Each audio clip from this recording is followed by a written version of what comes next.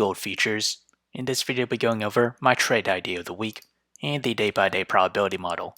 So let's start off with the atomic analysis on the 1-hour chart. We have dipped into NUGT territory. We're slightly off of oversold levels with the RSI. With the 4-hour chart, we remain in NUGT, seeing signs of a diverge. We're resting right above the 200 moving average, this green line, at a price of $1,909.80. And as with the daily chart, we remain in positive MACD. And as with the trade idea, I'll be trading GLD. My trade position size for is less than 1% of my portfolio. My long entry is at $173.44. My sell target is at $185.51.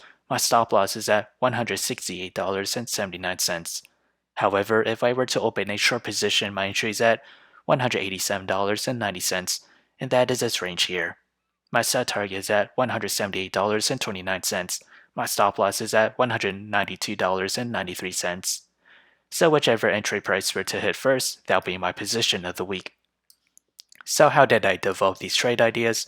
It all comes from the day-by-day probability model, and as we progress to the 5th day or week of trading, gold futures has a 42% chance to climb between 0 to 4%, a 25% chance to climb between 4 to 8%.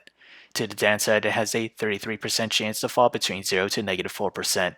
So if you enjoyed this content, feel free to like, comment, subscribe, and thank you for watching.